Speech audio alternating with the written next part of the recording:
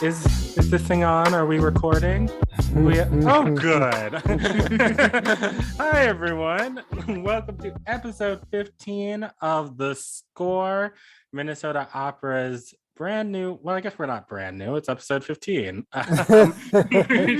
Minnesota Opera's podcast for, by, and about beautiful people of color doing it to it in the opera and classical music industry. I am your host, Rocky Jones, the EDI director here at Minnesota Opera, and I'm here with my two glorious, brilliant, loquacious, and very good-looking partners in podcasting. The luminous Paige Reynolds, Civic Engagement Manager at Minnesota Opera, and Lee Bynum, Vice President of Impact at Minnesota Opera. Hi. Greeting. Hello, America. Ooh, so sensual. Okay. This is giving Quiet Storm. Yes. Come on, Felicia Ledesma. This is a different kind of podcast this week. So how are y'all doing? Can you believe it? Episode 15, we've got our learner's permit. Oh my gosh. We're teenagers. We really are. Which is ironic because none of us can drive. Well, I can drive. Okay. Speak for yourselves. You just choose not to. Toasters. Okay. All y'all East Coast problems over here. I know they're out here like, what's a sidewalk?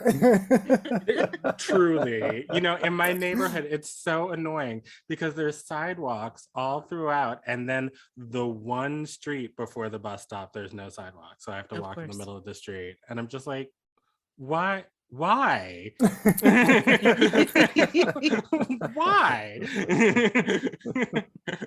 It is a curious phenomenon here because the sidewalks, which is like, they'll just stop. They with no warning, and often in the middle of a block or like right before an intersection. Yes. And it's like, well, what do they think is going on that all of a sudden at this particular point a person doesn't need a sidewalk anymore?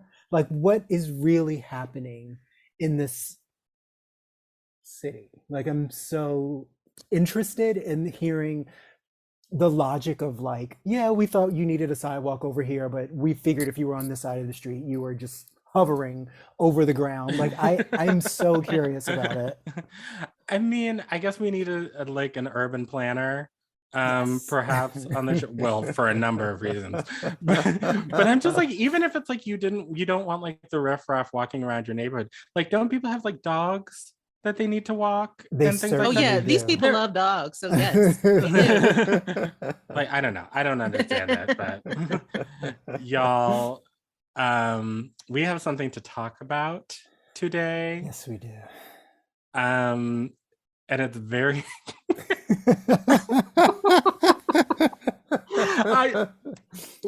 okay. So we are recording this on Wednesday, September 15th. So I don't know what will happen between now and Monday. Perhaps we will get the news that the activist, the upcoming show on CBS has been canceled or some such. But right now it seems as though it's going forward as planned and premiering on October 22nd. I don't know why I'm talking like this is an ad for the show. This is not an endorsement. It is not an endorsement. It is not. Lee, when you sent us that Deadline article, I started reading through it, and I thought you were punking us. I thought Ashton Kutcher was about to come out of my closet. I thought, and then I was like, well, surely this is an Onion article. It was not. What the whole F?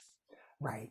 It is not an Onion article. It is not a Black Mirror episode. It is a real CBS show that clearly made it through multiple rounds of conversation to be premiering next month. So many people had to be like, yes. Yeah. This is a wonderful idea. This is a wonderful Here idea. are millions and millions of dollars. Yeah. Yeah. So I guess for people who don't know, do you want to lay out the premise of this television program? I will. Yes, I will share what it is. So in a format very similar to Kel Surprise, The Apprentice, the activist.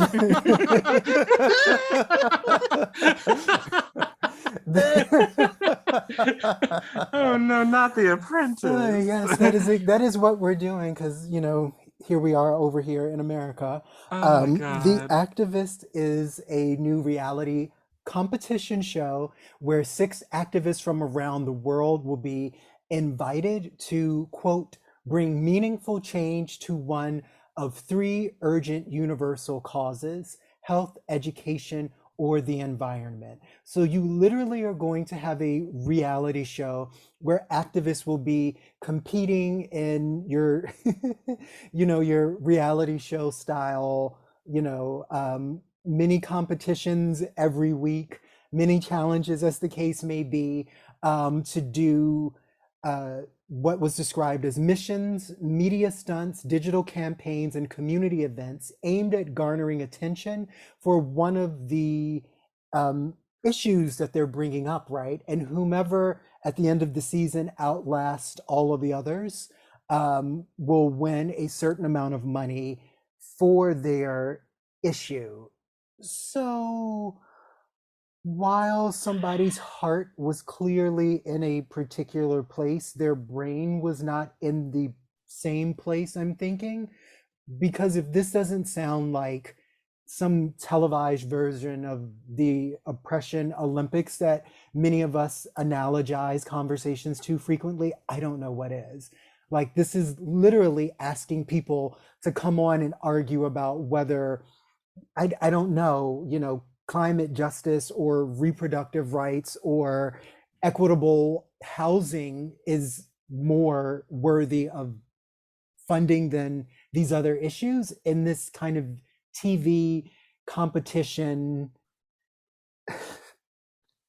context. And as a person who watches a lot of reality TV competitions, obviously Drag Race, a lot of cooking shows, Making It, a really awesome crafting show with Amy Poehler and Nick Offerman. Like, I love shows where people are getting to show their skills, their craftiness, their clever artistry that is not typically recognized. I cannot wrap my mind around this as a concept. And I do not understand how 2 of the 3 hosts, Usher and Priyanka Chopra, who I think are frequently people who have said things that sound like things that I might agree with in public spaces, got roped into this. The other host is Julianne Hough. I don't know a ton about her except that she was on Grease Live and I wasn't here for it, and that she did blackface, and I'm also not here for that. Yeah. No. But I'm at a loss, y'all. This is a real thing premiering in 5 weeks, unless somebody comes to their senses and realizes that this kind of turning activism into the Hunger Games is not the thing that we're doing right now, right? I mean, I don't know. The drip must have gone to Usher's brain, because allegedly.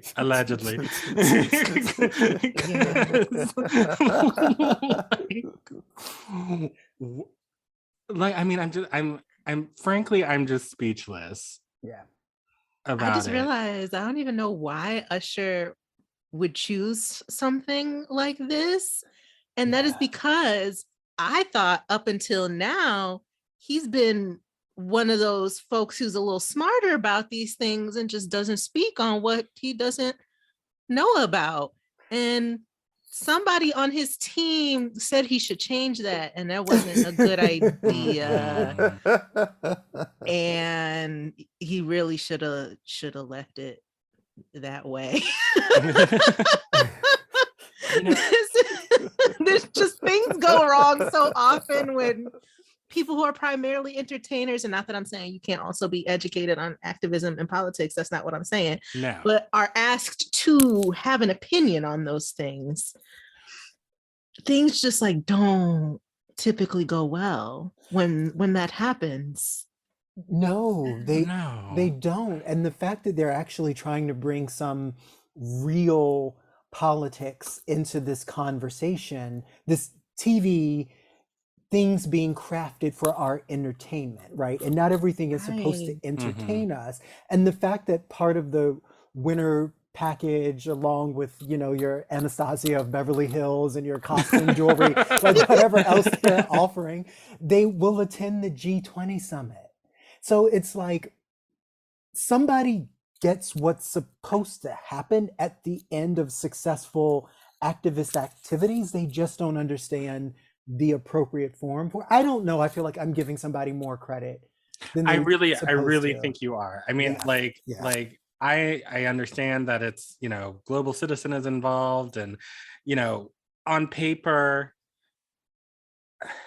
no, on paper it doesn't even make any sense. Like I'm No, it trying, doesn't. like I mean, I'm trying to give someone some sort of credit somewhere where like perhaps the intention of this is good, but like I just can't help like that video that I sent you all, like the woman on Twitter who is just like, your climate justice proposal, it's a no from me, dog. Like I just can't like help. And the thing that like I just can't abide, right, is like it would be one thing if like they just went like full dystopian nightmare, and it was like, okay, like you know, commit to it. Yeah, like the three of you, like we have filled this Olympic-sized pool with crude oil. You need to swim to the other side, get a duck that's trapped in the oil, swim back to the other side. Whoever gets the duck the cleanest with Dawn dish soap available at your local store, like gets like $50,000 for their charity and 30 seconds to tell America why they should donate to it. Like that would be like, okay, like at least like you're just like going whole hog. Right. Like this is just like super just Trumpian America. Like we can just like sit back and just like, you know, just vomit all over ourselves and just yeah. But you know what they're gonna do? They're going to turn it into this like treacly modeling inspiration porn. It's going to all be like, well, no, it's just, you know, we're starting the conversation, you guys. We're starting the conversation. We're inspiring all of these people to start thinking about climate justice. Okay, great. All this conversing, all this thinking, cool. The world is literally on fire. So perhaps we could have taken all of those millions of dollars for like that went into this production, that went into Priyanka and Usher's salaries, and actually put some of that money towards some of these things that these activists are going to be on this show talking about. Like it just seems so obvious to me that like it's scary that like not one person, like not one executive, like not like one intern like came in and like sort of heard what was going on and like dropped his tray of lattes on the floor and was like, this is not good. You all should stop doing this. I know you're gonna fire me, but this is a bad idea. Like not one person did that. I mean, like, this is what I want to know, right? And we get pitched all the time working at an opera company. There are people who are like, oh, here's a piece that I wrote. Was this the thing that y'all produce? Here's an idea for a program I have. Is this the thing that y'all can do? And some of these are good ideas and some of these are not good ideas, right? And we have a mechanism for having a discussion about, can we pull this off? Does this make sense in the context of the work we do? Are we the right organization to deliver a product like this? How is that like not a thing at CBS? You mean to tell me of the 10,000 people who must work for Viacom that like nobody was sitting back thinking, This doesn't sound right. Or aren't people going to laugh at us? Like, if nothing else is the motivation, like, why didn't somebody say, this is not going to look cute in 280 characters? Like, we should sort of backpedal off of this. Like, I can't believe that nobody in the building stood up and said, hey, is this it? And then furthermore, it's like, okay, so like, what were the 3 areas of interest again, or a focus rather? Health, education, and the environment. Okay, all worthy causes, of course, Here for but all in of them. America 2021, no one is talking about racial equity. I was just gonna say, so are y'all telling me that you're really, if we're gonna like get to the true tea of like environmental justice, are y'all really gonna talk about environmental racism, or like who's most being impacted the most by far by environmental disasters right now? Are y'all really gonna talk about like right now as we're speaking, like the inequitable hurricane relief, like, or anything like that? Or if we're going to talk about health, we're not going to talk about medical racism. Like, and this is what? This is no shade to the folks on the panel, because I think if they were judging, you know, some version of So You Think You Can Dance, I think this would probably be a perfect panel. But my question is, let's say that you were completely serious about producing a show like this. How did you get those 3 names as the people who would assess whether or not these activists were effective at their work in health, education, and the environment? There is not an MD, an MPH, a PhD, an EDD on the panel. Like, I do not understand. And I say this as a person who, if you want to take this back to 1993, my love of Usher in those days was intense, profound. He earned that poster that was on my wall. Like, I really was at one point in my life a huge fan of his. But nevertheless, skip me. I got nothing on this one. I was gonna say, when I first heard this, I thought 2 things. My immediate reactions were, this sounds a lot like the Hunger Games. And like, you're asking people to compete over something that is like actually like vital to them, or, well, I don't know anything about the contestants, but vital to somebody. And you're making it other people's entertainment. Okay. Also, as somebody who, you know, does some organizing and knows people who are organizers, I was like, do they know how freaking hard that job already is? And you want to ask people to compete, like compete to be some top activists? Like, what do they win? Like, being overworked, being doxxed, having a personal FBI agent, like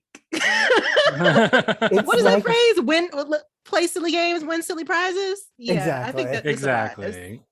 We've learned nothing from the Sean King debacle. I mean, clearly, right? Like, the activism is not a game, and it is certainly not a TV show, not this kind of TV show. Please don't say his name 3 times in a row or he appears. That's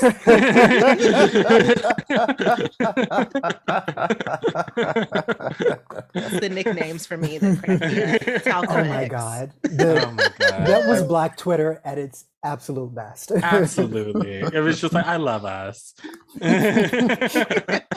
The whole thing is astounding. I am very curious about the target demo.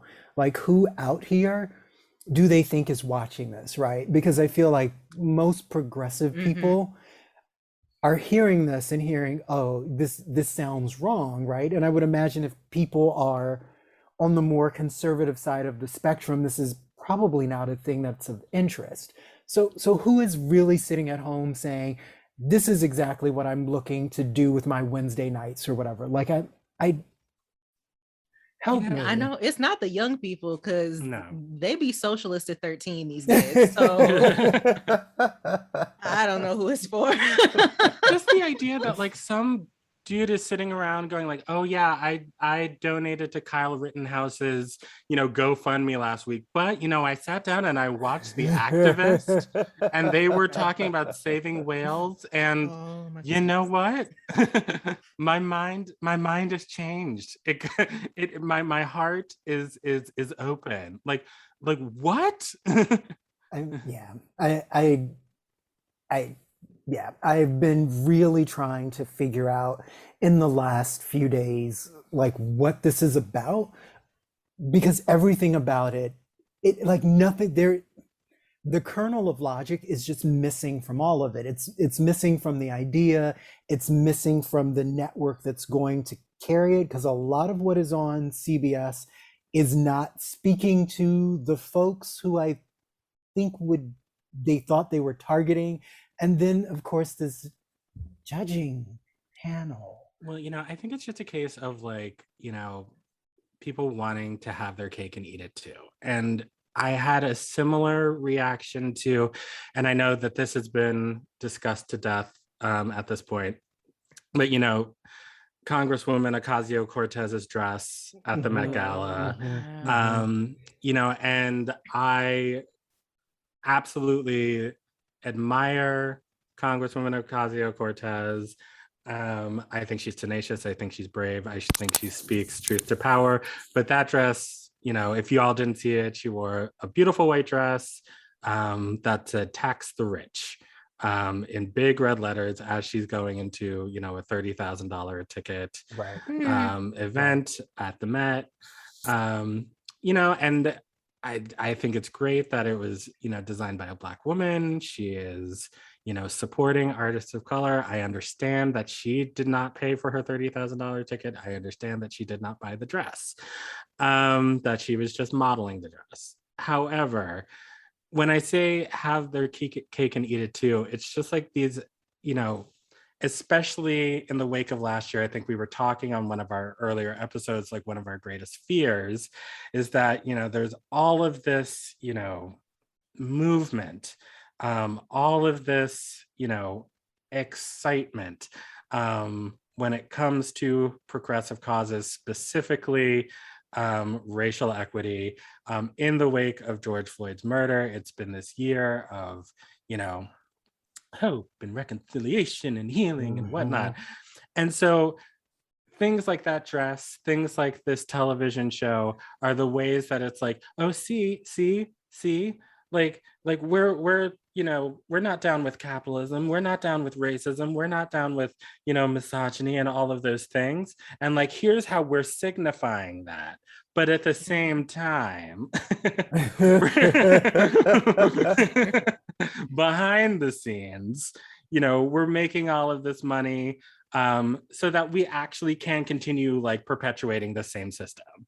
And it's just it makes me so angry because it really is, it's for me, doing this work day in and day out, accepting this position, looking at the two of you doing such wonderful work, seeing all of the people around the country who are doing this work, who really care about this, who really want to see the world change, who are really down there in the muck, like fighting every day. It makes me so angry on their behalf, because it's just, it's exactly the word that Julianne Hough used. It's so performative and fake and so obvious.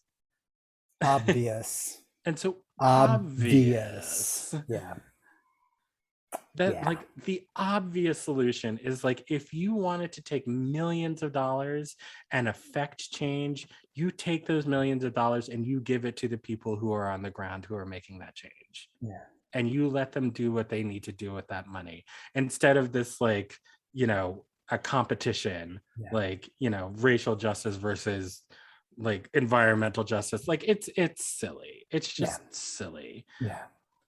It is like extremely, disheartening isn't even the word, maybe disturbing. I think you used that word earlier, Lee, that this show is coming up also just over a year, maybe like a year and 3 months after the murder of George Floyd. And people's attention spans are so short, or, you know, the mainstream media dreams up this stuff like the activists, that even after that big uprising, here we are this year with, like, here's my insert local politics here, but just that, like, there was a petition that 22,000 people signed in Minneapolis wanting to be able to vote in November on changing our city charter and replacing the police department with the Department of Public Health and Safety, I think, under which then police would be. And we're literally like in the midst right now, like as I'm speaking, of people trying to take that decision away so that it's not even on the ballot. And like, that's not being paid attention to in this city where just a year ago, there was a huge uprising, and instead, like, we got the nation paying attention to the activists and AOC's tax the rich dress. And like, it is so dystopian. I did not want to be living in Parable of the Sower this soon. I thought I had more time, but here we are at pandemics and wildfires, and we're already there.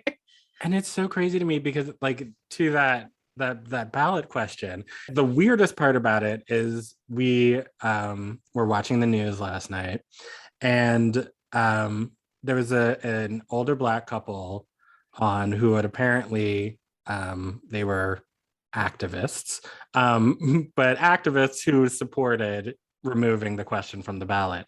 And they were saying, well, like, you know, all of these kids have been shot recently in Minneapolis. We have to have police.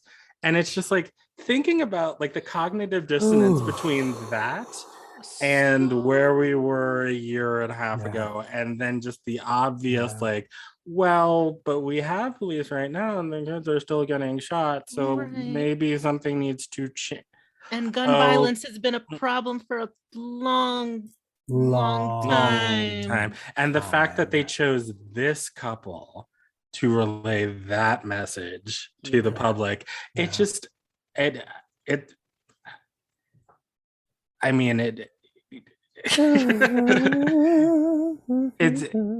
just crazy. It's just crazy.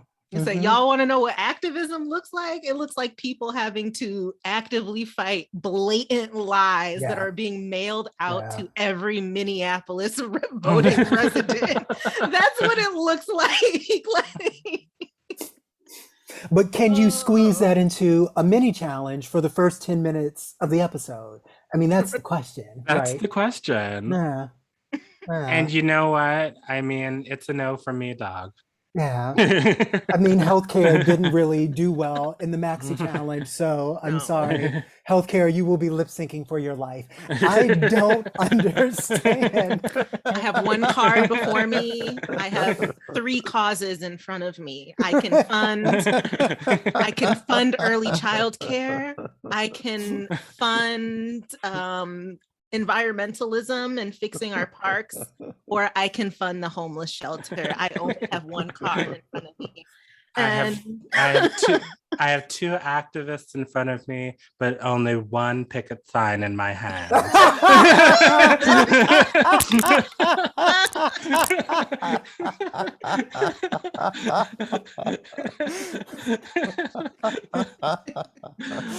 Oh, Jesus. Oh my God.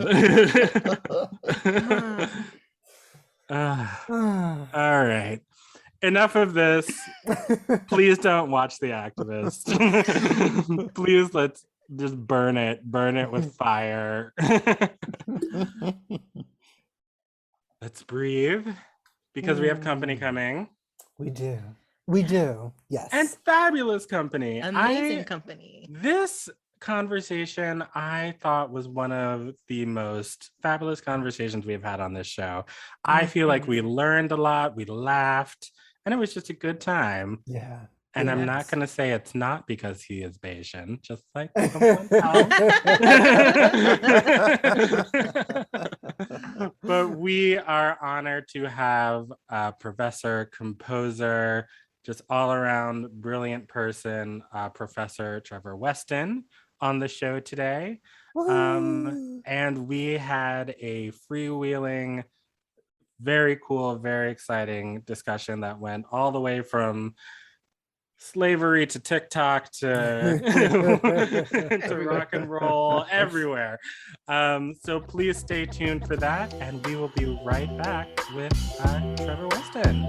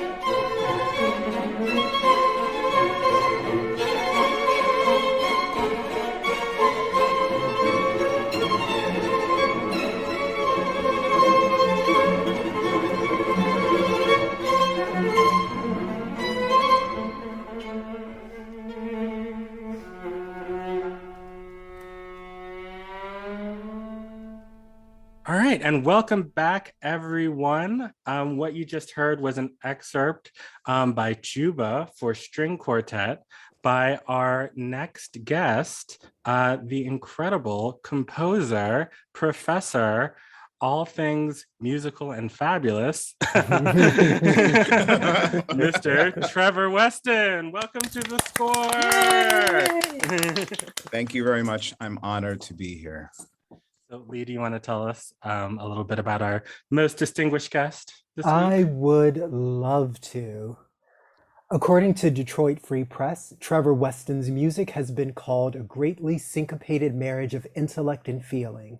Weston's honors include the George Ladd Prix de Paris from the University of California at Berkeley, a Goddard Liebison Fellowship from the American Academy of Arts and Letters, and residencies from the Virginia Center for the Creative Arts and the MacDowell Colony. Weston co-authored with Ollie Wilson, Duke Ellington as a Cultural Icon in the Cambridge Companion to Duke Ellington, published by Cambridge University Press. Carnegie Hall co-commissioned Weston's Flying Fish with the American Composers Orchestra for its 125 Commissions project. The Bang on a Can All-Stars premiered Weston's Dig It for the Ecstatic Music Festival in New York City in 2019. The Grammy-nominated Choir of Trinity Church Wall Street, under the direction of Julian Wachner, recorded a CD of Trevor Weston's choral works. Weston's work, Jubal for Strings, which we just heard, won the 2019 Sonori New Orleans Chamber Orchestra Composition Competition. In 2021, Weston received the Arts and Letters Award in Music from the American Academy of Arts and Letters. Dr. Weston is currently Professor of Music and Chair of the Music Department at Drew University in Madison, New Jersey. Welcome to the broadcast, Professor Weston. Thank you very much. Yes, we're so honored to have you. Thank you so much for being here. My pleasure. I'll get us started. Professor Weston, when did you first know that you wanted to be a composer? Wow, that's a great question. I know that the first time I heard the word composer used in reference to me, when I was a kid, I could have been, I don't know, 6 or 7. We were visiting my grandfather who lived in Harlem, and he had a piano. And every time we went to his house, his apartment, I would get on the piano and start banging. And so my parents, of course, like, stop, messing with your grandfather's piano. And he said, don't worry, he might become a composer someday. And I remember him showing me how to play a scale by tucking my thumb. It was the strangest thing to me. And it was only years later when I first took piano lessons, I realized, oh, he's trying to show me how to finger the piano scale. But that is the first time I heard the word composer. I used to, I don't know, instead of practicing, I would not practice and write little tunes. So I think a lot of people start that way. Like maybe I just felt like doing something on my own or just procrastinating. But really it was studying at Tufts University. I met T.J. Anderson, an African-American composer. And he heard me playing the organ at a Martin Luther King Jr. service. And he said, I don't know you. Are you studying music? I said, no, I don't want to be a performer. He said, come and talk to me. And that's when he talked about being a composer as a career and what that meant. So that's really how it started. I love that. Yeah. So, in the classical music industry, in the opera industry, where we all are currently, there aren't a ton, there are plenty, but there aren't a ton of Black folks. So I'm curious, as your career has gone forward since that day, how has your racial identity, affected your journey in this industry? Well, I can say that my journey is very unique because even though T.J. Anderson was the first person who said, you can become a composer. Before that, when I was in high school, I had to interview someone for my junior year English class. And my father was good friends with Noel DaCosta, who was a composer based in New York. And so he said, you need to interview Noel. So I interviewed Noel DaCosta. He mentioned people like Dalla Piccola, who he'd studied with. I didn't know any of these people. So by the time I met TJ, I had an understanding of Black composers because I'd already known one. And then after studying with TJ, I studied with Ollie Wilson at UC Berkeley. So my journey is a little different because all of my mentors were Black composers, which is very unique. And it helped in more ways than I could probably say in the next 3 hours. But just the fact that I never doubted that I should belong. That doesn't mean that writing music is difficult, but I had all of these mentors who not just talked about their music, but also gave a lot of insider information, as it were, to like what they had to do. Like Noel DaCosta worked, the night shift at Bellevue Hospital while he was working towards his degree. TJ Anderson and Ollie Wilson talked a lot about kind of the early part of their careers.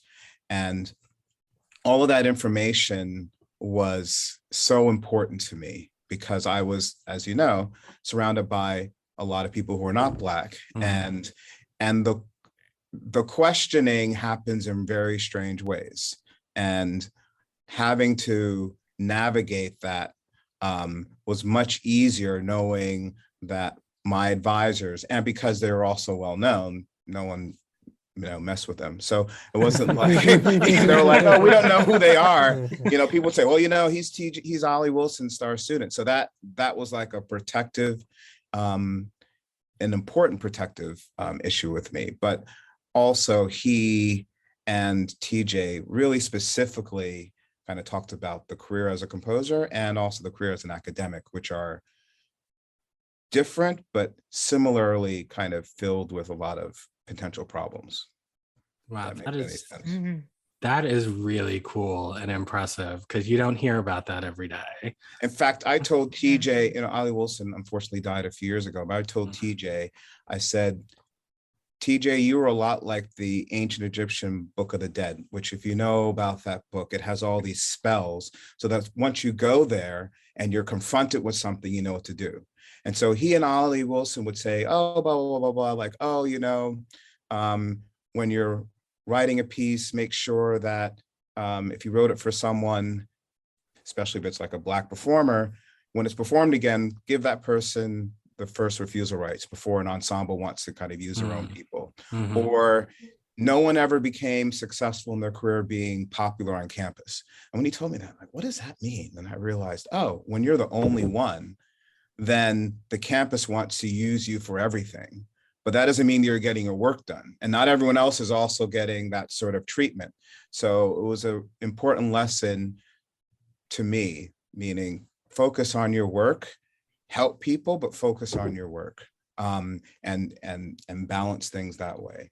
And also both TJ and Ollie Wilson were focused on the study of Black music. So not just writing music, you have a responsibility to teach others and to teach others what the history is and what the music is. And that I continue, that's really how I kind of see my career. It's not just writing tunes, it's also kind of trying to inform as much as I can and what I know about our tradition. I absolutely love hearing that. And I think what you're describing is something that's immediately demonstrated by your oeuvre. And I think when you sort of look at your body of work, you can see that interest in preserving and telling certain stories about Black culture. And I'm curious, from your standpoint as a faculty member, where you are getting the opportunity to shape the future of the discipline, are there specific changes that you hope to see in classical music in the future? So I also teach in the MAP and pre-college program at Juilliard. And this year I was asked by Weston Sprott, who was the dean pre-college, to teach an elective course, and I gave him a few ideas. So I'm teaching a course called Creating the American Sound. So we've had one class so far, and we talked about, what is America? Why do we have to talk about creating the sound? But in doing so, I've gone back and looked at the writings of Dvorak. We're going to discuss that next week. We've only had one class, but I know that he was interviewed by Harper's New Monthly, and I've always seen quotes from that, but everyone should read the whole kind of discussion that he lays out, because he's responding to critics saying, I know I'm not from here, but this is what I think. And so he said, it's a proper question to ask what songs then belong to the Americans, to the American, and appeal more strongly to him than any others. Okay. The most potent as well as the most beautiful among them, according to my estimations, are certain of the so-called plantation melodies and slave songs, all of which are distinguished by unusual and subtle harmonies, the like of which I found in no other songs but those of old Scotland and Ireland. The point has been argued that many of these touching songs, like those of Foster, meaning Stephen Foster, have not been composed by the Negroes themselves, but are the work of white men. While others did not originate on the plantation, but were imported from Africa. It seems to me that this matters but little. One might as well condemn the Hungarian Rhapsody because Liszt could not speak Hungarian. And to me, that's powerful because Stephen Foster wrote coon songs, coon songs coming from minstrelsy. So that was the tradition of white Americans first imitating Black music. So at the same time ridiculing our music, but also in a way weirdly enamored with it. And that's been the history of American music. I mean, I was going to say that continues up to this day. Exactly. Yeah. Dvorak is like, I don't care who did it. You're all doing Black music. Like, that's kind of my takeaway. Like, I don't care who wrote it. It's still coming from the same source. And in essence, that's who you are. And that's what you need to focus on. Because if you think about it, why is Porgy and Bess so big? Because Gershwin created an opera that sounds like music from Black folk. I mean, and that has always appealed to all Americans. We can't have hip hop, can't have funk, you can't, I mean, go down the list. Even now, the way people talk, you know, when I was a kid, I was in class the other day and a kid said, bet. I said, excuse me, what did you say? And the funny thing is, like, he was trying to explain it to me, like, no, I know what it means, but it's just, you know, I grew up with, that's my music, you know, and to hear, you know, a co-ed from a predominantly white school saying bet is something I never thought I'd experience. So even the way Americans express themselves verbally is coming from our tradition. And it's not like we're saying you have to do that. It's been American forever to figure out what we're doing. As my father used to say, people taking the subway uptown to see how the Black people dressed, how they walked, how they spoke, and how they danced. That's, Black people weren't inviting them up there. So like, hey, come and dance like us. That never happened. So that's the reality of who we are. So I think that when it comes to, you know, what is American music and what should institutions do, they need to reflect what America actually is and base the music on that. I mean, then you'd have more people connecting or more people obviously involved because it's a true reflection of what American music is. Okay, wow. So I'm going to make a quick note to enroll in Juilliard and take your class. I mean, these are things I've been thinking about lately too. So, I mean, that's how I teach. Like, oh, I'm interested in this. Let's talk about it and see how that goes. Right. If you see me sitting at the back of one of your classes one day, don't ask questions. It's also coming, you know, I mean, this might sound strange, but like this summer, I was looking up the history of watermelon. Okay. And, you know, I think on, you know, somewhere, it must have been Wikipedia, it said probably originated in Africa. I'm like, wait, okay, you know, that's important, probably. So the more I think about our existence in this hemisphere, you know, people are aware of slavery and hopefully most people are aware of how horrible it was, but I don't think we're aware of our contributions. And music is one of them that we know, but isn't always discussed. But people in America didn't know how to grow watermelon. They didn't know how to grow okra. They didn't know how to grow rice. It's not like the Africans were brought here and they said, do this work. The Africans were brought here and they said, you know how to do this, and we won't pay you. And if you don't do it, we'll hurt you. I mean, that's kind of what happened.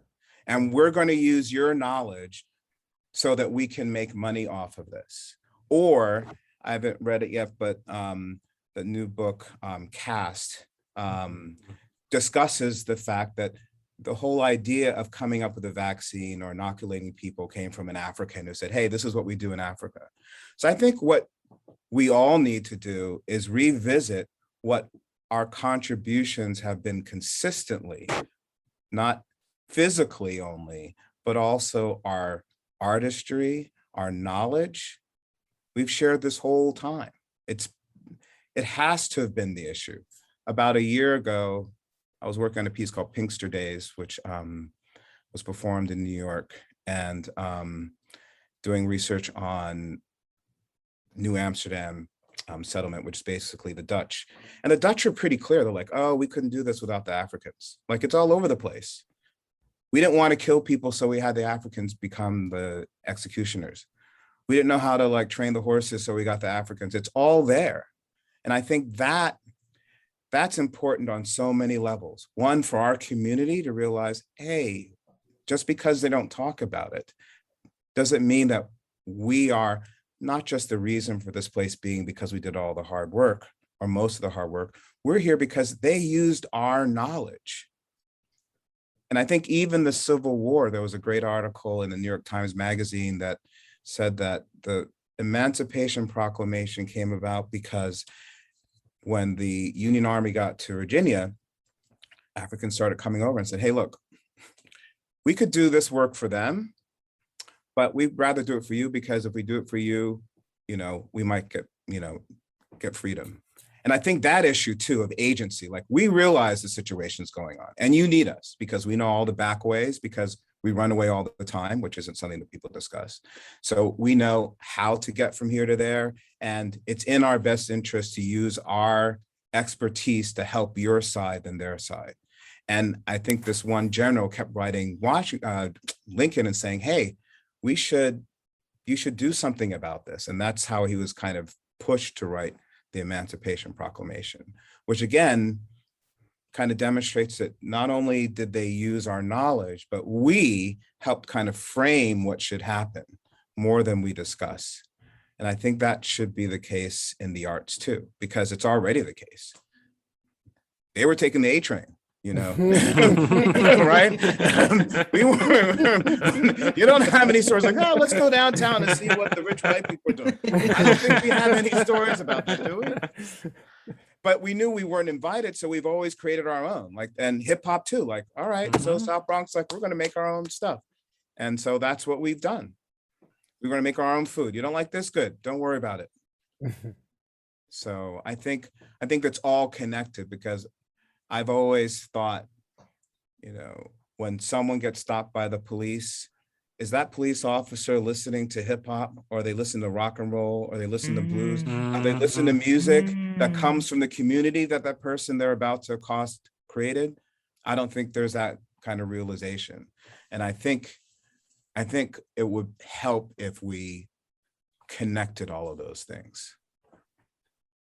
Absolutely. Absolutely. It's all connected, the way our contributions are under-recognized or devalued. And with that, and talking about teaching African-American music history, which I believe you've done at every institution you've been at, right?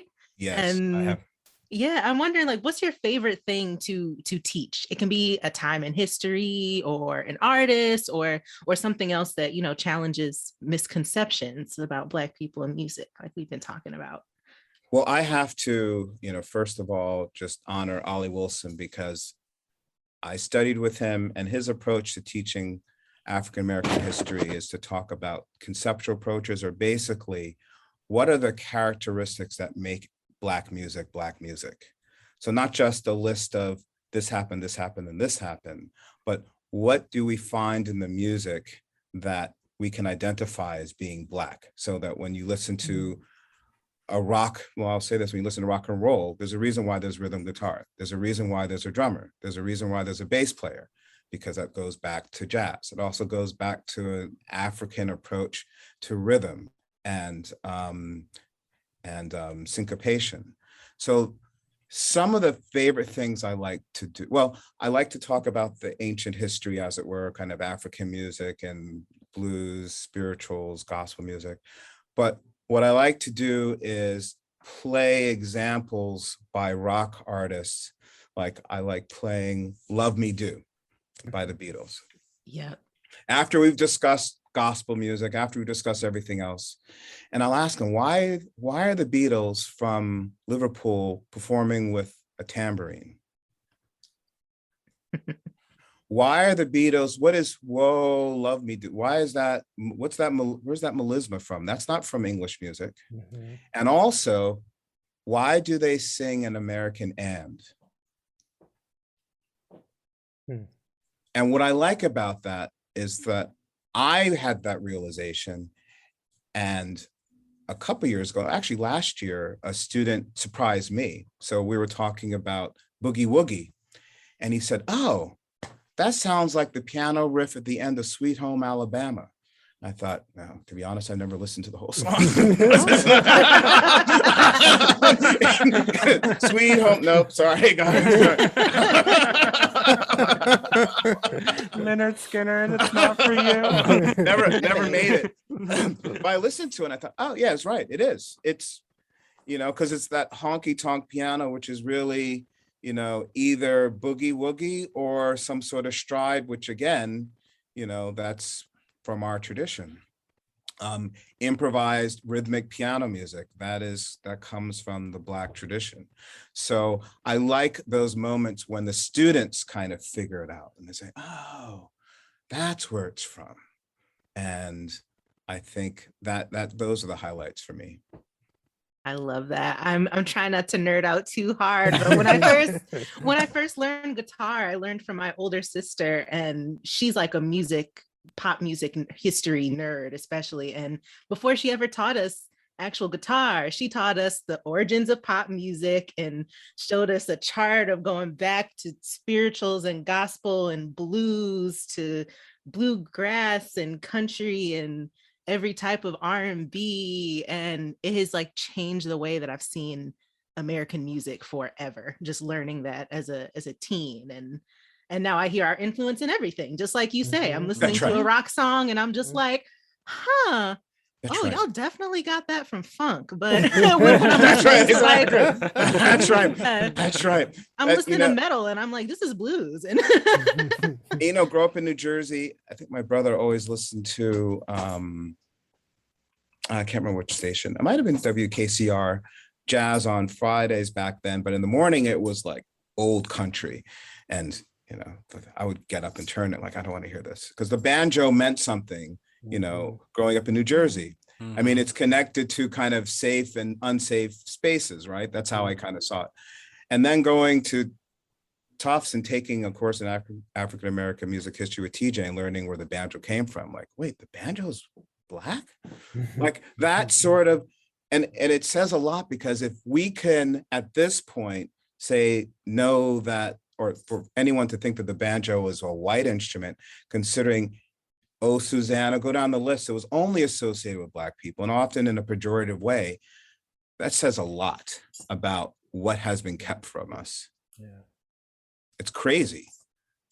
Shout out to Black Banjo Project. I just learned about them. They do workshops teaching Black folks to make their own banjos and how to play. Yeah. I love that. Yeah, that's great. That's because we need to reclaim a lot of, what is the saxophonist, the stolen Black notes, inflated tear. Do you know that tune? I'm forgetting his name because I'm getting old. But anyway, there is this issue of, we all as Black people need that education, because I learned. Absolutely. Stuff. When I was a kid, I remember saying to my father, "Oh, Dad, don't you like the Police?"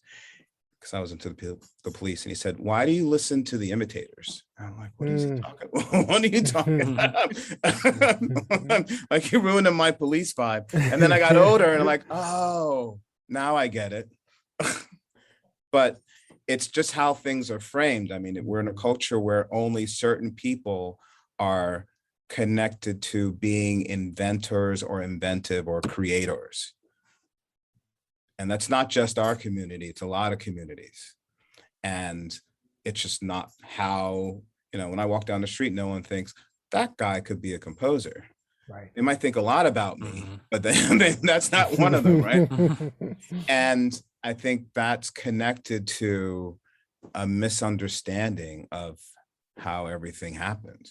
And the people who knew, I think Anthony Davis told me that when Elvis died, Elvis Presley owned the largest collection of Black recorded gospel in the United States.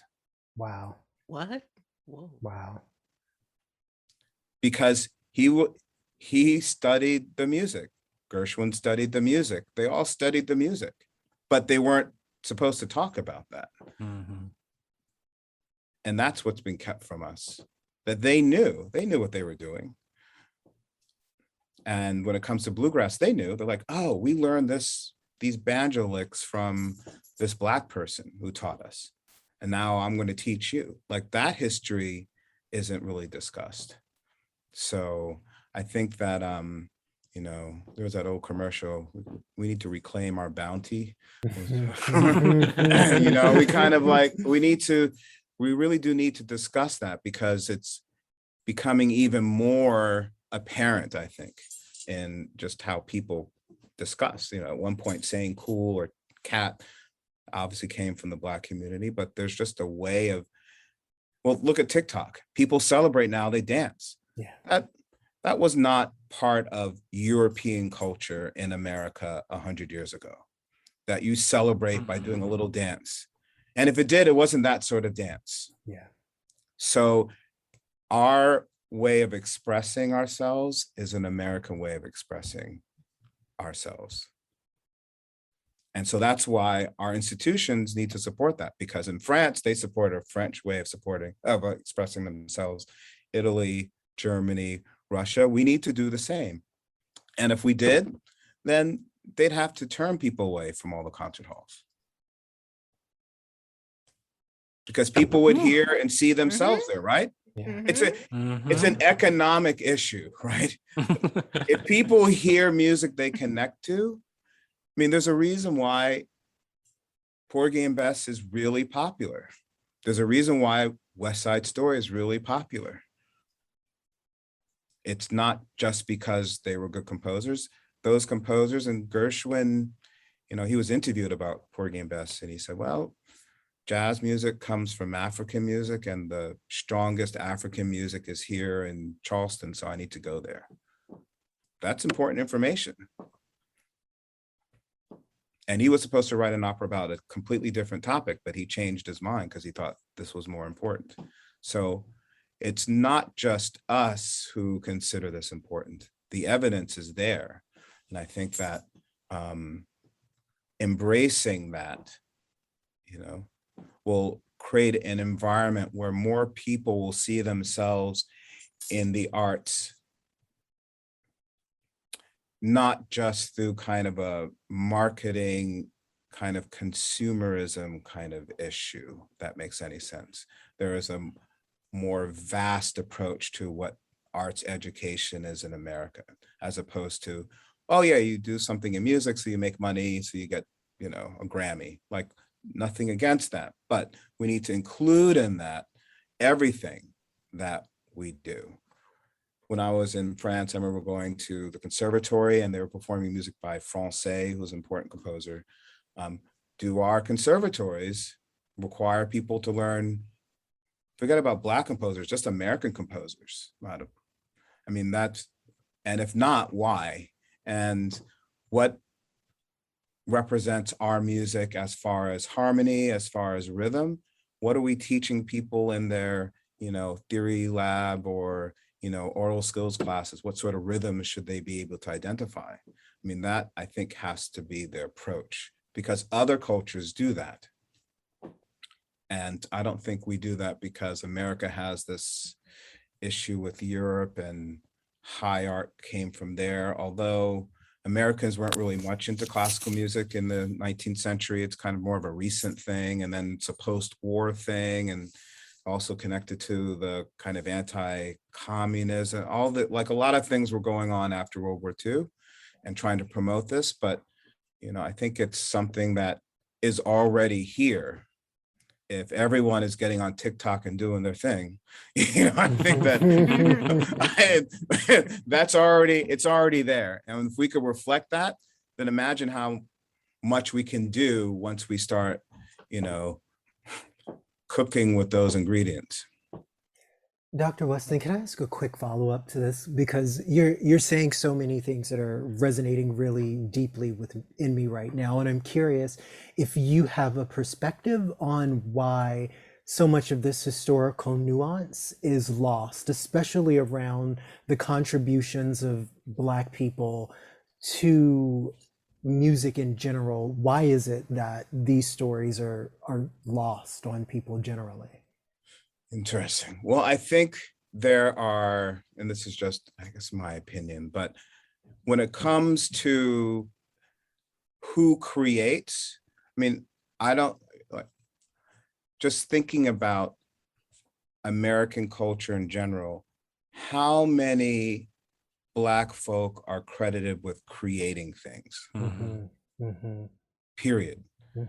You know, George Washington Carver did all that work, and people are like, oh, I just love peanut butter. Like, okay. I don't know who he is.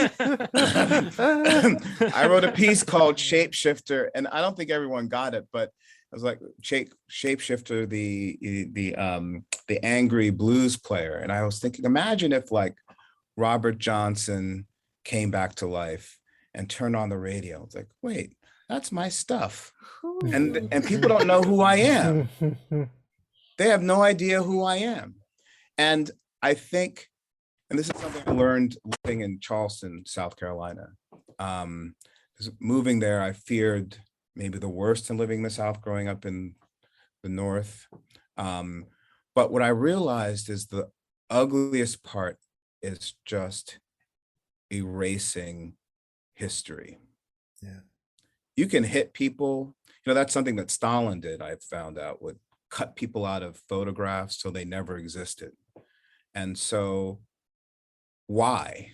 Well, then you have to acknowledge why all of this money, capital has been created, but the people who actually instigated or the originators aren't getting any of that, which is obvious. So then you can't connect them to the creation, because then you're admitting to a crime, as it were. Yeah. And you have to ignore that. You can't justify treating people poorly if you say, yeah, that's also the reason why you like name your group. You know, that's why your group has a rhythm section. You have to justify keeping people down by saying they haven't contributed. And that's been the narrative. That's been the justification.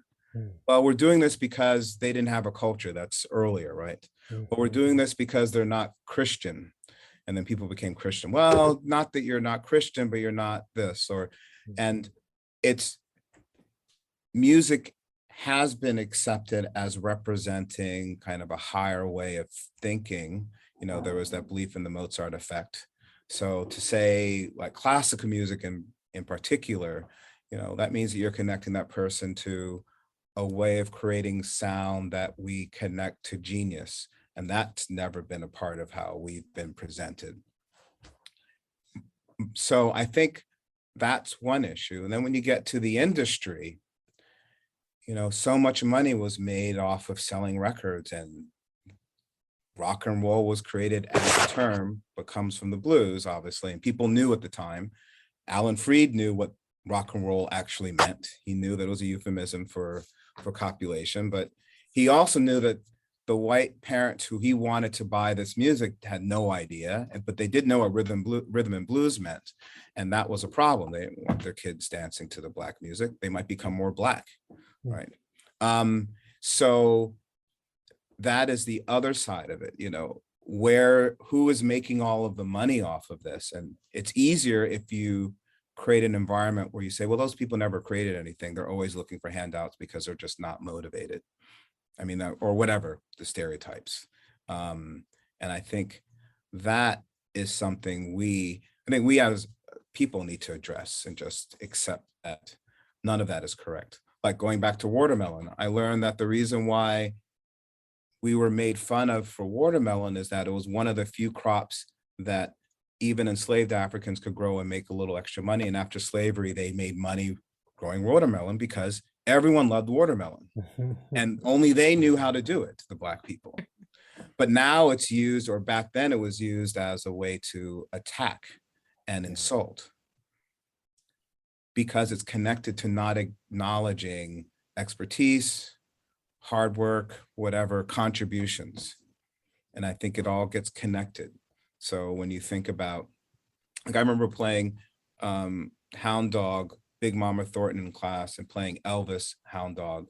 And the student said, but they're different. I'm like, how are they different? Well, there's an accordion. I'm like, okay, that's an instrument, but it's the same song. And it's hard to undo that sort of programming. Yeah. Mm-hmm. You know, my mind immediately goes to, you know, here in 2021, you've got, you know, the Black creators on TikTok, the choreographers who recently went on strike because, you know, their steps are being, you know, stolen by white artists, you know, Addison Rae going on the Tonight Show and like, look at all these dances I invented, and like all of the Black creators being like, I'm sorry, what? No more dances for anyone. That's right. There's no more soup for you. No more soup for you. And so, you know, that all of this is just like continuing literally up until like September 15th, 2021, when we're recording this. I'm just curious, you know, do you give any specific advice to young Black composers or performers who, you know, come to you asking for advice around, you know, how to protect their creations? Oh, that's a good question. I can say that most of what I tell people, I kind of channel what I was told, TJ and Ollie Wilson. I also would say to anyone, this might sound strange, but we need to support our own unique outlook on how we do things. Mm. And we are past proving ourselves to others. That's done, right? So we had a president, it's done. Like, right? We no longer have to show, yes, we can do that too, which also means that we shouldn't, and this is something I've been thinking about, we are here because of our ancestors being pretty risky and taking chances in what they did. People weren't waiting around. They tried and pushed the envelope, like during the Civil War, saying, hey, you need us, so this is what's going to happen. And we need to approach everything in that way. Not feel that we need to ask for permission to be part of something that we've created. And everyone has come to us for advice and for information, right? So like you're talking about the TikTok situation with Black choreographers, they took their ideas. So why should we think that we have to prove that we can participate when we really should come and reclaim our bounty? Like I said earlier, we should say, look, we've always been here. We've always performed everything, sometimes under duress, but we've always been here. And I think that we should lean in on that. And so that has been in the back of my mind with the pieces that I do, which I try to honor, you know, so many different aspects of our tradition, because I feel like any one of them, we could just, you know, a whole new kind of genre of music that would focus on these contributions or these contributions. And I think that making connections with others who are like-minded and just continuing to do that work. And stop auditioning for a gig you already booked. Yeah, that's right, exactly. That's right, exactly. That's right. So I think there's so much potential, but I also think we have to talk about it, because a lot of people who are unaware. So again, in my class, I hope that students learn where these influences are really coming from so that they can teach other people. And, you know, one of the things I like to do is on the final test, I play a recording, which is usually the theme song to a 70s cop show, and have them tell me what form of music this is, just so that when they're out in the world and they hear it, they can say, oh, that's so-and-so because of this, this, this, and this. Because I don't think that happens enough. And by calling it that and saying, oh yeah, that's, I don't know, funk, that's this, then you are connecting it to what our contributions have been. So, and I think that's something we all need to connect with. Yeah, I love that. Dr. Weston, I know that we are almost at time, but if I can ask one quick question, you referenced this piece that you wrote last year about the Pinkster Kings for Ensemble Pie.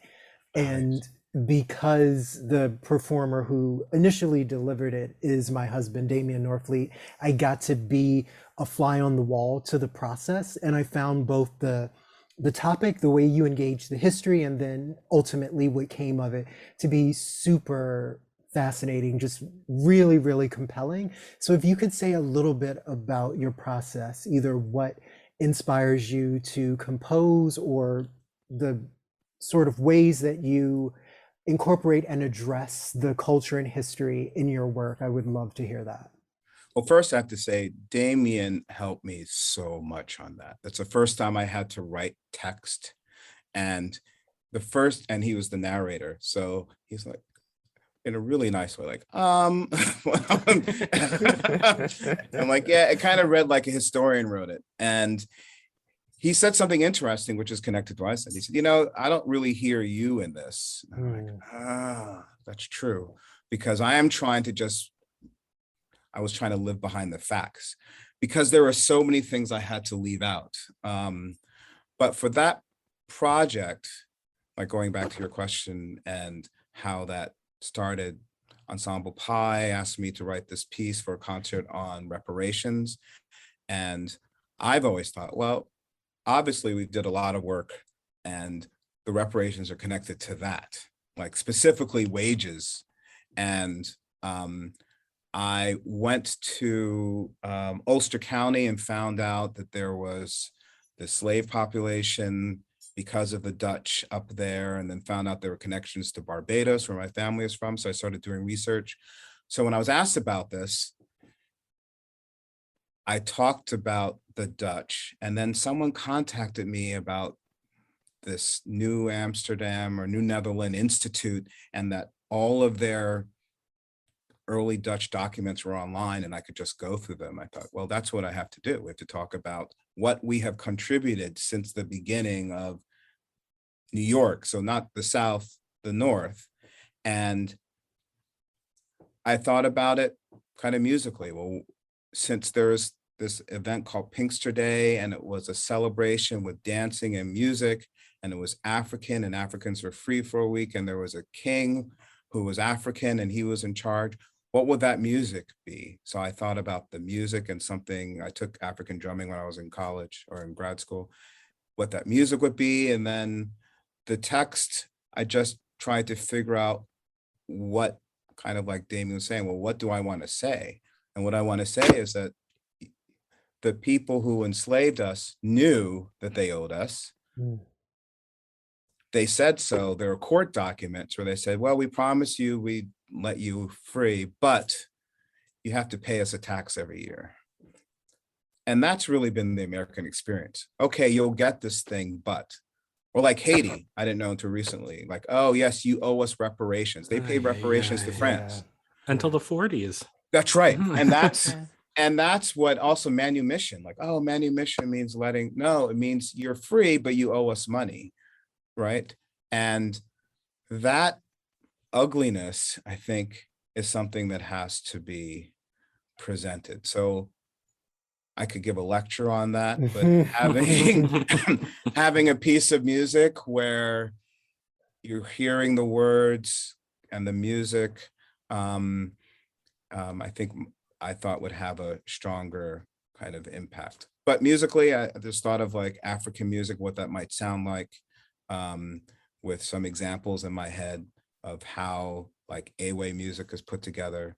And then that's really it. I kind of come up with the idea, and once I have an idea of what I'm trying to say, and then I fit the music to connect to my idea. Thank you. It was great to hear.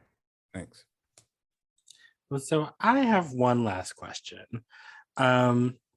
So, given your experience throughout your career, your experience at Juilliard, what do you think that institutions such as Juilliard, such as MN Opera, can do to really support artists of color who are coming up? What are some of the changes that you would really like to see in our industry? I think it would help to actually speak to those artists and ask them what they want to do, you know, so that they are participating, because that's always been the history. I think the artists have always been involved as far as classical music is concerned in what was done. And I know from people who play in the Charleston Symphony, when I used to live in Charleston, they will recommend pieces like, oh, I was in this other orchestra and we should do that person's music because I like it. I think talking to those artists and seeing what ideas do they have? Because if they have an idea, it's probably because they know that other people might find that idea interesting. And if you support their idea, they'll go out and do some of the legwork that the institution can't do to get people to come. And when you do that, then you are supporting someone as they are creating their vision. And that sort of support is something they can take any place. So I think it helps the artist, it helps the community, and it helps the institution, because this artist will probably bring, or artists, or group of artists will bring in ideas that maybe the institution hasn't thought of. I think that's one way. And two, I think artists of color don't always get the behind the scenes kind of support. Like, we'll call other people and tell them to look at your stuff or listen to you. I mean, I think that's important too, to actually advocate for the artist. And sometimes just, I was lucky with TJ and Ollie Wilson, talking to me about going to artist colonies. But if you haven't grown up with people who've done that, you may not know you should apply to these things. And I think that sort of development that isn't always shared, that information that isn't always shared, would also be helpful. So that once you think about supporting them as a complete person, then they'll be fine. Because to get to that point, they had to battle a lot. That's how I look at it. So they're going to they're going to start flying, right? You just have to say, oh, this is what I need to do. Good, thanks, good. Bet I got it. So and I think that's kind of, that isn't always there. So there, especially after George Floyd, I was contacted a lot, which is great. People want to see music, and you can tell the difference between organizations that have follow through or organizations that were just responding in the moment.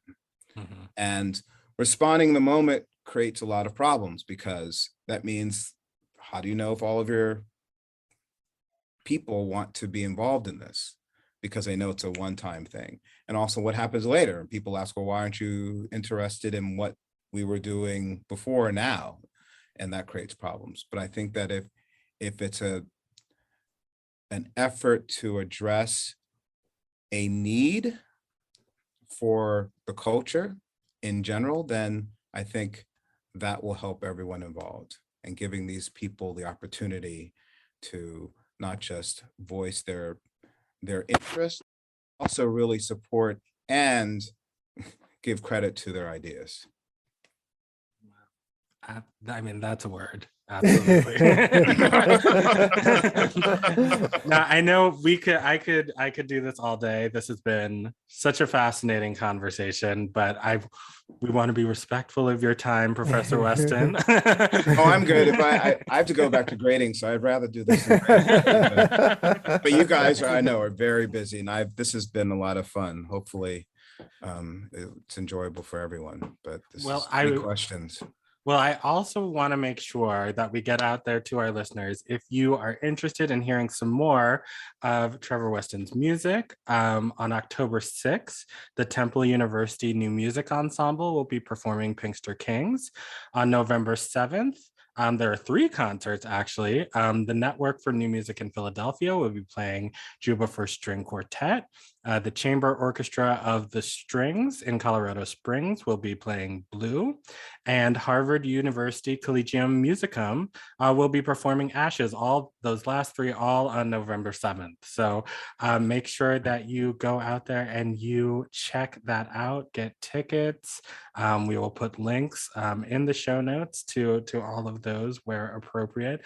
But is there anything else that you'd like people to know? Is there any way that they can, a website or social media handle where folks can learn more about you and your music? Yeah, I have a website, trevorweston.com. There's clips of music. I have SoundCloud. Apparently, my CD is on Spotify. I don't do Spotify. I'm old. I don't do Spotify. Still do CDs. Sorry, I still do CDs. Instagram, Trevor Weston 1, I think it is, at Trevor Weston 1. I try to keep up to date with things that I'm doing there as well. So, and you can write me, Trevor, Treston9 at Hotmail. I can't remember which one. I have 2, Hotmail or Gmail, doesn't matter. That goes back to like right when internet started and I had a great idea that fell apart. So, but I have two emails. So there you go. All right. Well, thank you so much. This was such a fabulous conversation. I had a great time. I hope you had a great time. Oh, I had a lot of fun. Thank you. This has been great. You guys are fantastic. And thank you for letting me share some of my stuff with you. Oh, it was our pleasure. Thank you. Okay, take care. Take care.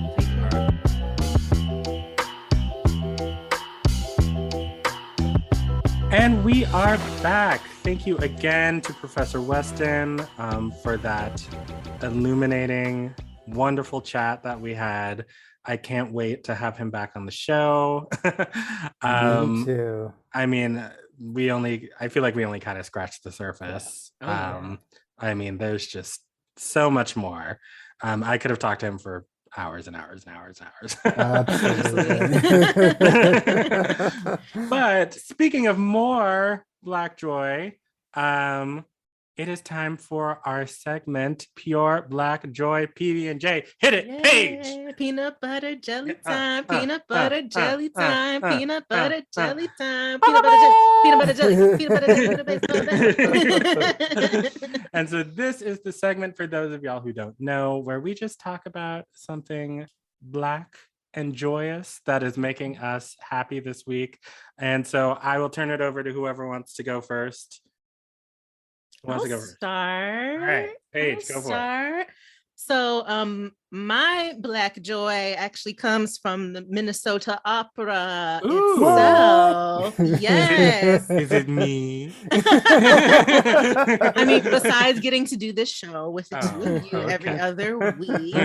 But Minnesota Opera has a new inaugural company artist. Yay. By the name of Zoe Reams. Yay! Who, in case you didn't know, is a wonderful, talented, smart, did I say talented Black woman opera singer? Yes, and we are so excited and happy to have her. She was also an alum of the Project Opera program at Minnesota Opera, so we're just so happy to have her back. And how awesome that the inaugural company artist, the very first one, is a Black woman. It's amazing. Yes. It's everything. We love to see it. We love to see it. So And that's my Black joy. Yeah, and she's so cool and dope, and I'm fingers crossed she will have time in between all of her work at Minnesota Opera, her work at the Met, upcoming, to sit down with us on the show, so everyone will get to meet her. But I'm just so excited, and I just think this is such a cool direction for us to be moving in. Absolutely. Yeah. So I can't say enough about how happy that makes me. I loved when she sung one of my favorite holiday tunes, Who Would Imagine a King, at the concert last year, and I am super excited to hear her take on Carmen in the spring. She has a wonderful, wonderful way of, approaching a song, and I'm super, super excited to have her and to hear her talk about her career and the ways that she is seeking to contribute to our discipline. I so cannot wait for our conversation. Yes, I need to find that recording of Who Would Imagine a King, because that is one of my favorites. Yeah. Favorite Christmas songs. Yeah. I have a little bit of Black joy while we're talking about Black women. Tony nominee, a choreographer named Camille A. Brown, will be the first Black woman in 65 years to both direct and choreograph a Broadway show. The last one to do it was the great Katherine Dunham. And this is literally the first time, 65 years, like my parents' lifetime, right? Miss Brown is going to direct and choreograph the revival of For Colored Girls Who Have Considered Suicide When the Rainbow Is Enough, one of my favorite Broadway shows that I have had the pleasure of seeing a couple of regional and college productions live, but I think I actually might fly back to New York to see what they do with this on stage. There is a movie version that features the great Loretta Devine and Janet Jackson, Kimberly Elise, Tessa Thompson. It's directed by Tyler Perry. Don't let that be a reason for you not to see it, because it also captures a lot of the really wonderful monologues written by Nsizake Shange. But I'm super excited for this piece coming up. I've seen other things that Camille Brown has choreographed, including the revival of Once on This Island. And apparently she even choreographed A Streetcar Named Desire, which I didn't even know had any dancing in it. So she's just out here, doing. Huh. Yeah, right. I mean, Oh. yeah. Yeah. Who knew? I mean, the version on The Simpsons. Can't you hear me yell? You're putting me through hell. Oh no! Stop! That's a little millennial humor. But yeah, we are super excited for Miss Brown, and we can't wait to see what she does with this piece and others. And hopefully she's interested in doing some opera, because I really, really like her sense of movement on stage. And I think our discipline could also really benefit from her brilliance. She did do Porgy and Bess, correct? The She recent sure one did. Hopefully the did. opera world took note and was just like, hey, Yeah. we should get in touch with her. Yeah. Yeah. Absolutely. Fingers Absolutely. crossed. Well, I do not know the race of this person, but I am Black. And it is and this is giving me much joy. And you know what? Even though this is a bit of, sort of crass self-promotion, I'm excited because we got a review with words. Hey. That's 5 stars. So I just want to read this out and thank this person on the air. And if you all leave a 5-star review, we just might do the same thing for you. So this is 5 stars by JYCHRI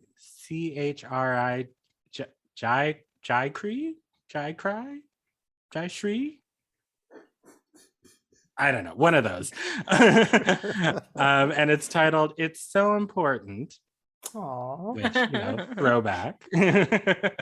So you're a fan, and I appreciate that. But it says, thank you to Rocky, Page, and Lee for giving voice to the complex struggle for DEI in opera and beyond. Thank you also for always celebrating Black joy. I look forward to the future of this show. Aww. Isn't that nice? Thank you, Jack Cry. Yay. Yay. It's so nice.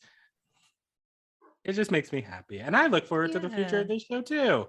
As Me do too. I. Me too. Because I mean, after that conversation with, Trevor Weston, I am inspired. I'm ready to move forward. As, Black creators, we gotta, protect our I was going to say the S word. Protect our S word. And you can help contribute to the future of this too by leaving a review on Apple Podcasts, just like Chad Cry did. She Cree. Sorry. I don't know how to pronounce it. But again, as we always say, 5 stars. 5. Please. By 5. Not 4.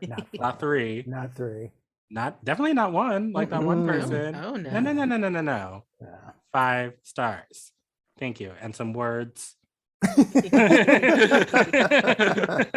you so much. Thank you. Thank you.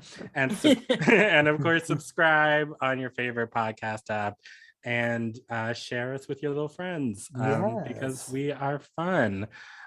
So I think that's the show for this week, y'all. This was lovely, guys. It was, any words of wisdom for us to go out on? So for those of you who may not have been impressed with AOC's getup at the Met Gala, check out what Iman and the great Lupita Nyong'o wore. Oh, They both looked extraordinary. There are no surprises here.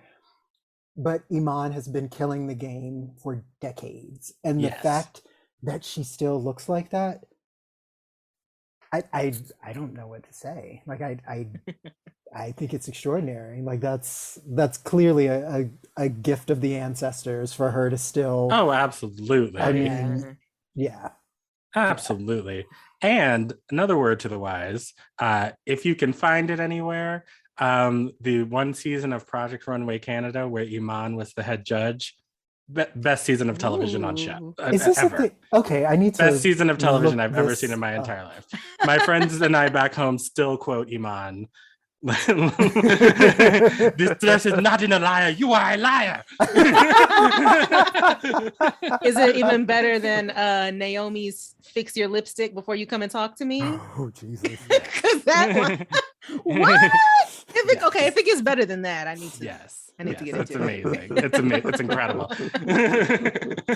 We love you, Naomi. Yes, we do. Absolutely love you. But thank you all so much for joining us. Thank you again to Professor Trevor Weston. Go check him out if you are in the areas where his music is being performed this fall. I think Cambridge and Colorado Springs and Philly. Please check him out. We've got the links in the show notes. And remember, stop auditioning for a gig you've already booked. Period. All right, we'll see you next time. Bye. Bye.